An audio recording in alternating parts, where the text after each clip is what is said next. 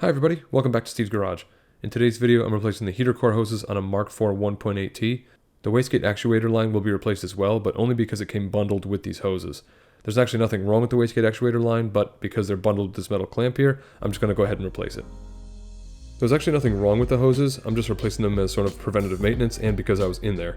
I was replacing the thermostat housing, and coolant hard pipe, and because one of the hoses connects to the hard pipe and they're original to the car, I figured I should replace it. If you're only replacing the heater core hoses, I don't think you need to drain the coolant. You are going to lose some, but based off where they are, I don't think it warrants draining the whole system. That being said, if you plan on replacing other hoses or components that does warrant draining the system, that can be found on the front driver's side of the car. Get under there, open that valve up, and drain your coolant into a bottle. Before we jump in, I just want to cover what you'll need. Honestly, besides these cable hose clamp pliers, it's just basic tools.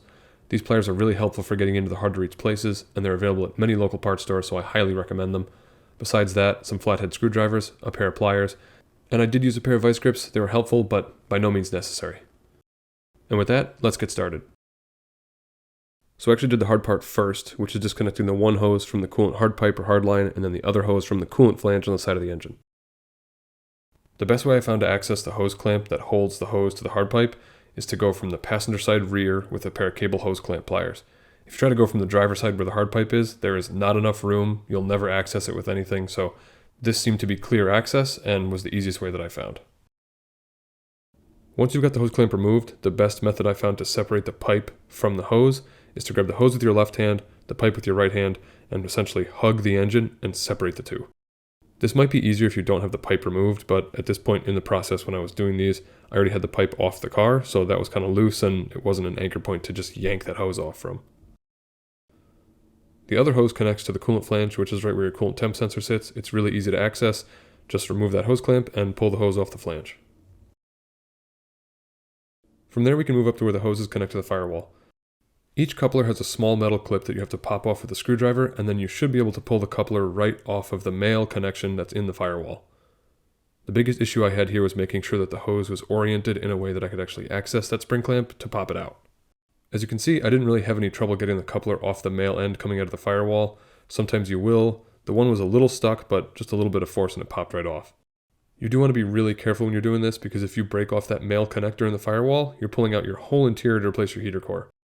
My OEM hoses were not bundled with the Wastegate Actuator line like the new ones are, so once I disconnected the couplers, they're disconnected at the engine side, I could just pull them right out.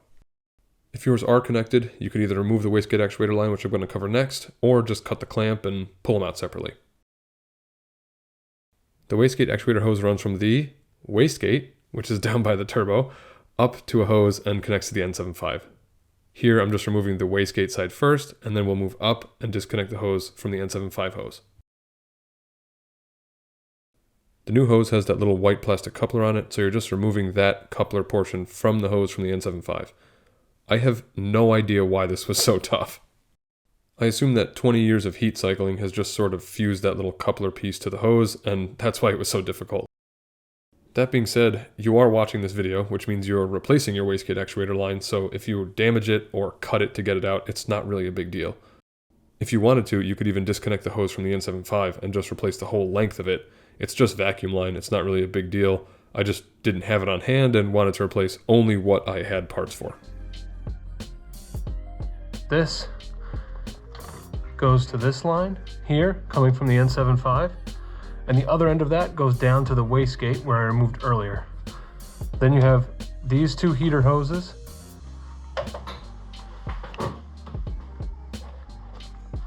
and those connect to here, and the hard coolant pipe down here.